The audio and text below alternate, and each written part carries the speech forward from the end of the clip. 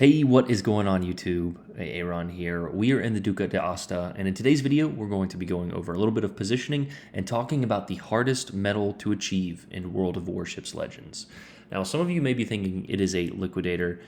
It is not. Based on the clickbait, I will probably put it on the thumbnail. It is the solo warrior. We get a solo warrior and a confederate in this game. I'm going to be honest though, this game is not overly exciting, but there is so much to teach and learn from by watching this game. So make sure you guys stay until the end. First here, though, we are getting in a defensive position, trying to utilize our SAP. You want to aim high, you want to get upper belt, you don't want to be aiming waterline, obviously, with this SAP.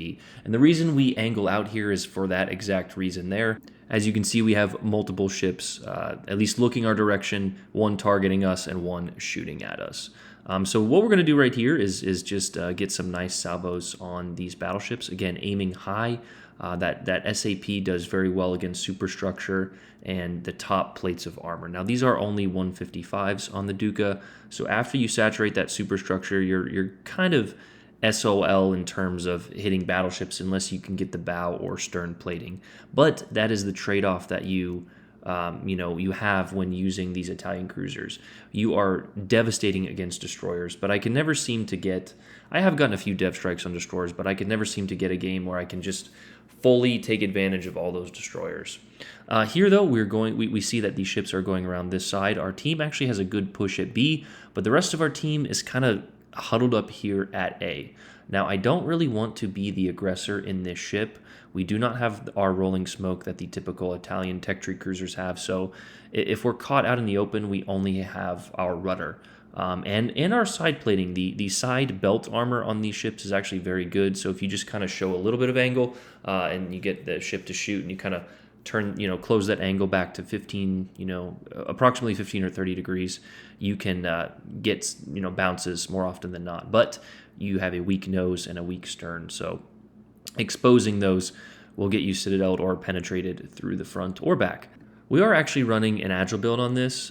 We've mentioned it before. I don't think you can slap agile on everything, but I do think that the Italian cruisers excel very well with agile builds. We run Mimbelli, and if you guys want to look at my Brindisi video, it's the same build. I don't touch commanders too often just because of how annoying it can be, but I really wish or hope we get a dedicated commander system. For example, if I want to set my Drake up a certain way, that's different than my Mino, I don't want to have to change Fraser, so often. Utilizing your ammo choice is very important in the Italian cruisers. You do want to shoot broadside destroyers with SAP, but anything else broadside, you kind of want to use your AP unless you're hitting superstructure, or you can penetrate those plates. If you can memorize the penetration values, well, good on you. But basically think of any time you use HE, or you would normally use HE as we get absolutely trolled by dispersion here, then use SAP, and anytime you'd use AP, switch to the AP. But here is a good example of the SAP on target. Now again, you lack a little bit of DPM ability, so you have to hit the shots, and here we're just getting trolled by RNG. Now the Farragut is sailing away from us, so sometimes those shots will miss, and I didn't obviously lead them correctly here, but just something to keep in mind is you're not going to be getting high damage games, which is why that other Brindisi game was kind of fun and I put it up. But you'll notice here we actually have 50 target hits already. And most cruisers, you're probably going to be getting more, but we get a few more there. And we're just trying to take out that destroyer. We are actually also on the border here because this is the mini version of this map. I actually kind of like it. I'm not a huge fan of the cutoff maps here, and here we have the Farragut in the smoke screen here, and we're trying to blind fire him. Anytime you can take a blind fire for free, you should do so. It's very satisfying getting a kill in smoke, and sometimes the enemy player will message you that you're cheating, so it's just fun. We're looking at where his shots are coming from, and it looks like we're watching this replay, and I think I was a little high here, but we're popping the Hydro. The Farragut does not have good torps, but you can see he actually just got hit there, and that New Mexico actually blind fired him, so I don't think I remember seeing that, but good on that New Mexico. Here you can see we actually have all three caps. Our Mutsuki went all the way around to get the B cap. You can see there's a mass formation of ships in B. but they don't have it. And that is a huge, I want you guys to pay attention to that because that is so huge. That is the reason we win this game. So while our team did not do an excellent job after this point, they did do a good job of getting the capture points, which is why I hate capture the base because there's only one capture point, and why I prefer domination so much better, and why it is so important to get the capture points in domination. In the meantime, I actually just saw that our Budyani radared. I have no idea why. I'm guessing my team was full of a lot of newer players because this next series of events, this is how you lose games unless you're paying attention. And like I said, this game is not impressive by any sense. We actually don't even get that much more damage in this game, but we pay attention to the situation and read the minimap. Peak the other day made a battleship video, and it was very good, talking about strategy and different things like that. Whether or not you agree with how he streams and whatever, the strategies kind of remain the same. And he just talked about positioning, reading the mini map, etc. You can see all of my ships here are funneling through the mouth of this, these two islands here between A and C. So why would I go with them? A lot of people think it's safety in numbers because they don't know how to maneuver their ship, and you're wrong. You want to create a crossfire, which is what I am doing. I am flowing, what is this, south here towards the bottom of the map if you're looking at the mini map. It took me a very long time to understand that way of thinking, but the top of the map is north, the right of it is east, the bottom is south, and obviously the left side is west there. But we're flowing to the right here, or the bottom of the map, or south, however you want to negotiate or navigate the map here. But what our team does next is single file flow into the enemy without paying much attention at all. Now, I will say that our Mutsuki, after getting the C cap, does try to do the right thing and get the B cap, but you can see that there's a cruiser right there, and there's multiple other ships in the cap. So putting yourself in that cap, especially as a destroyer, you never want to be in a place where you can't maneuver in a destroyer, right? Your number one asset is concealment and helping, spot for your other surface ships. And what I'm doing right now is I'm utilizing the spotting from this destroyer. I'm trying to get behind an island here and utilize cover so I can help support my team. Now, the Duca, like the other Italian cruisers, does actually do pretty well at dodging out in the open, but you don't want to make that a habit. Peak said this in his video, and this is actually something I've said before, but in a different manner. The build on your ship doesn't matter that much. It's how you play it. And I've said that so many times, like, talking about agile builds and different things like that. Yes, you can run an agile build on any ship, but what's more important is your positioning. And my positioning here has nothing to do with my build, right? I'm utilizing this island cover. I'm trying to shoot all of these targets. As I can see at this point, I'm looking back at my team. I can see them. They are trying to YOLO in. Here, our Mutsuki is caught in the cap, and he is going to die. But he actually did contest a few points, so if we'll give him a little bit of credit. He did block about 6 points from the enemy. But in a situation, if you're the last alive destroyer, for example, there was only a Mahan on the enemy team and a Mutsuki on our team, there should be absolutely no reason he ever gets spotted ever again, unless he's radared, and the only radar at tier 5 is the Budyani, I do believe. So here, though, you can just see my face. This was at the end of a stream, and I'm just like, I'm watching my team go in one by one to die. I will give a lot of credit to this fellow battleship here. He actually takes a little bit longer to die, and he does spot for me. If you'll notice, I don't have that much damage. I do have more than my ship is worth. So if we're talking about being an impactful team player, I shot at a destroyer and I have 40k of damage. More than halfway into this game, but it's honestly not a lot in my mind. But if you're just looking to slightly improve your play, just think of what I've done, right? Here, though, again, we're utilizing island cover. You don't prove anything by going out here and getting spotted and using your rudder to dodge. You don't. I'm sorry. So utilizing island cover is a very important principle and point that a lot of people don't follow. They think it's coward, whatever. But again, you will see at the end of this game, we need it. Here we have this Aoba sailing broadside, and I'm just taking any available shots I can. I load the AP. He turns out. We get trolled by RNG once again. You can see my facial expression. I'm landing on both sides of his ship.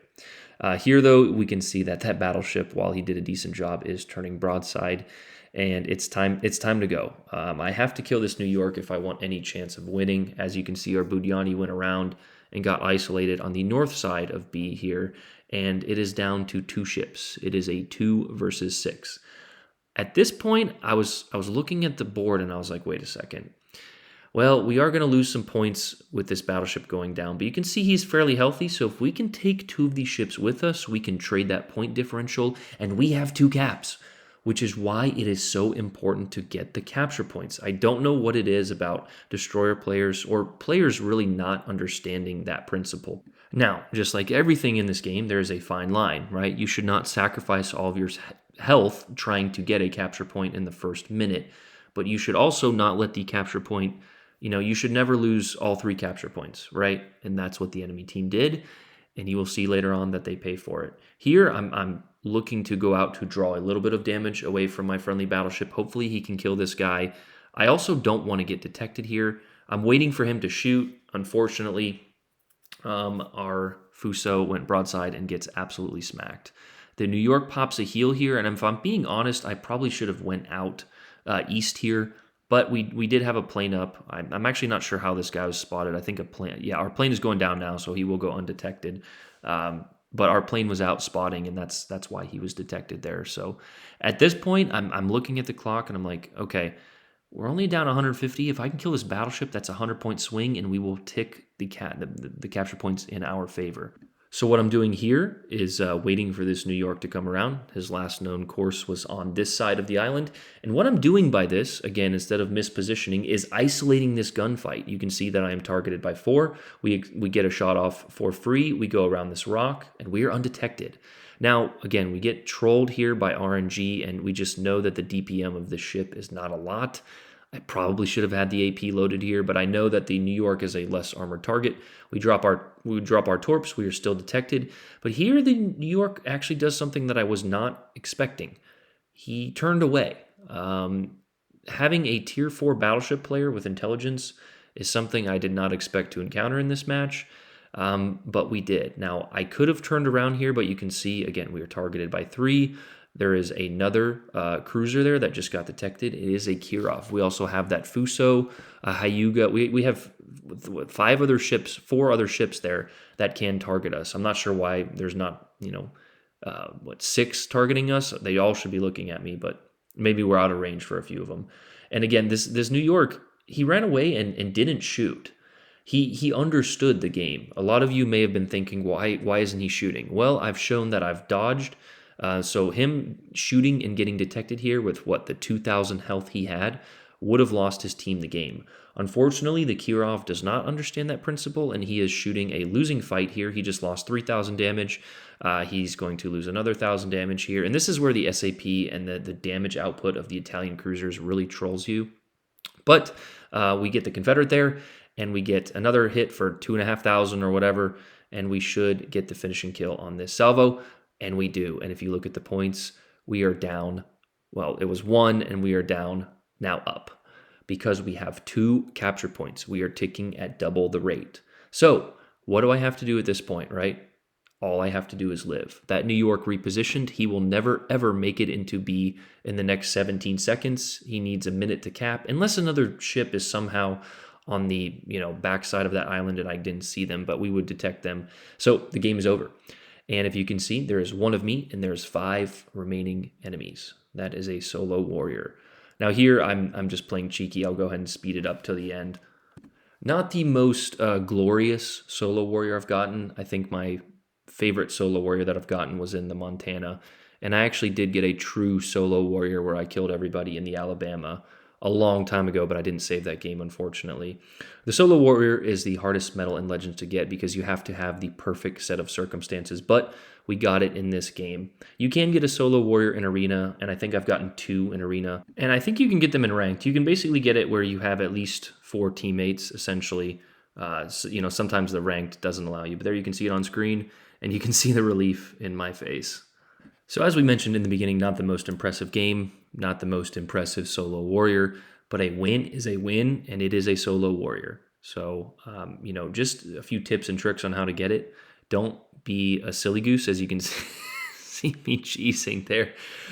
Pay attention to the mini map, right? Put yourself in the right position, get the capture points. I cannot tell you how essential it is to get the capture points. But that is the video, guys. A little demonstration or example of how to get one of the hardest medals attainable in World of Warships Legends, player v player, the Solo Warrior medal. I hope you guys found that informative. Let me know what you guys think. Tell me how many Solo Warriors you have, or if you're still chasing your first. Just keep playing. You will be able to. You just got to put yourself in the right set of circumstances to get it. But that's the video, guys. Hope you guys enjoyed. Aaron out. Peace.